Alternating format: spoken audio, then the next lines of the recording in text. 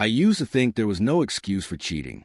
I still believe that, mostly, but the night I confronted Melissa, the woman I had loved for 7 years, I realized her excuses so twisted, so absurd, they almost sound like they belong in some bad movie.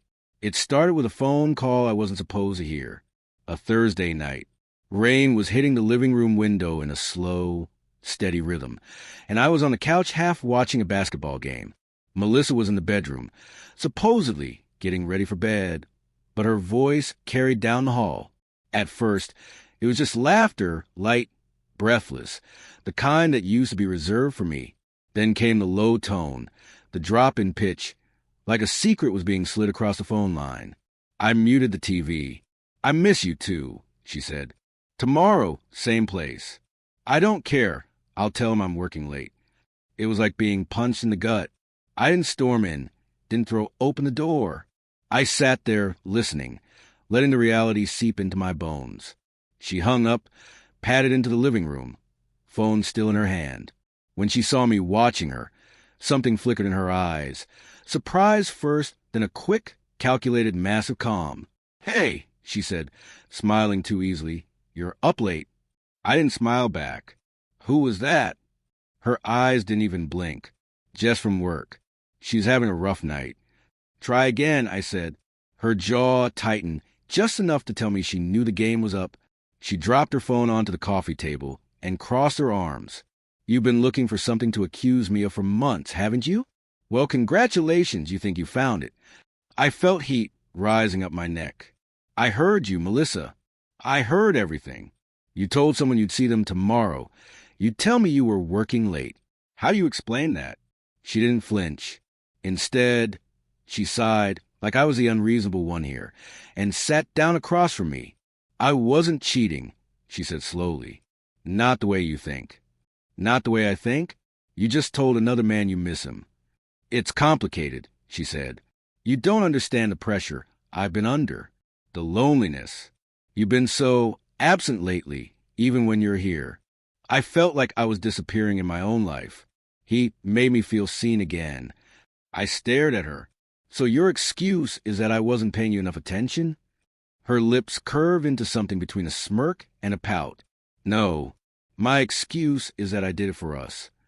That's when I actually laughed, sharp, humorless. "For us? You slept with someone for us." She leaned forward, eyes intense. "He helps me in ways you can't right now. Money, connections. He offered to cover part of our mortgage while you're still paying off your debt. I thought if I kept him interested, he'd keep helping. I didn't want to be with him. Not really. It was just survival." I felt sick. "So you're saying you traded your fidelity for financial help?" Her voice rose. "I did what I had to do. You don't know what it's like carrying all this responsibility, watching the bills pile up, feeling like everything's going to collapse. If I have to sacrifice a little of myself to keep us afloat, why is that so different from you killing yourself at work?" I stood up, because I'm not sleeping with someone else to do it. Silence fell, thick and heavy. Rain hit the windows harder, as if the sky was trying to underline the absurdity of her words. Melissa's expression shifted, softened, almost pleading. "I love you, Alex.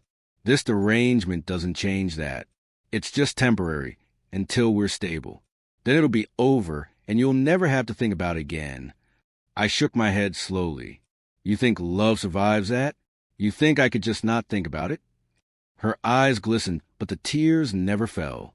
"I thought you were strong enough to understand." That was the moment I realized her excuse wasn't about guilt. It was about control.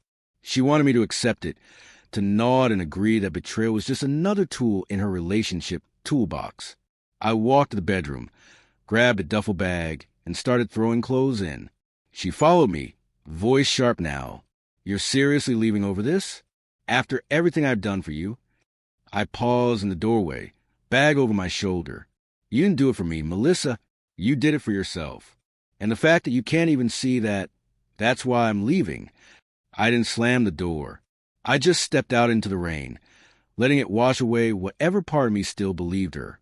Her excuse still echoes in my head sometimes. How she claimed she betrayed me for us. It's the kind of lie that sounds almost noble, until you realize it's building the assumption that you're too blind or too desperate to walk away. I wasn't. Melissa's eyes narrowed when she realized I wasn't softening. Her voice dropped to that icy calm I'd only heard during our worst fights. "You think you're leaving me over this?" she said, crossing her arms. "You can't." I laughed without humor. "Can't. You walk out that door, Alex, and everything I've been keeping together for us falls apart. You think your credit's going to save you when the mortgage company comes calling? You think your boss won't hear about your little habit?" I froze. "What habit?" Her smile was slow, deliberate. "The one you swore you'd quit. The gambling. You slipped up last year, remember? Funny thing about secrets, they get heavier the longer you hide them. And I've been carrying that one for you." My stomach twisted. "That has nothing to do with—" "It has everything to do with this," she cut in. "I've been protecting you, Alex. Shielding you. You want to play the noble victim? Go ahead. But the moment you leave, I stop protecting you." I stared at her.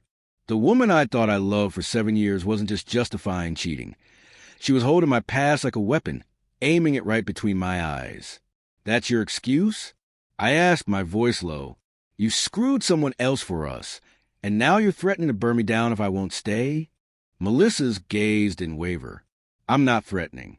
I'm reminding you what's at stake." The silence stretched so long, I could hear the rain sliding down the gutters outside. And then I did something that surprised even me. I smiled, not because anything was funny, but because I realized I didn't care anymore. "Do what you want," I said. "Tell them everything. Call my boss, call the bank, call the damn news if you need to. But you'll have to do it from your own house, with your own money and without me." I walked past her. She didn't move, didn't reach for me this time. Maybe she thought the threat was enough. Maybe she was still waiting for me to break. I didn't. The rain outside felt cold but clean. Her excuse, how she claimed she cheated for us, wasn't just a lie. It was a test, one she thought I'd fail. She forgot that the only thing more powerful than love is knowing when it's time to stop loving someone. I never looked back.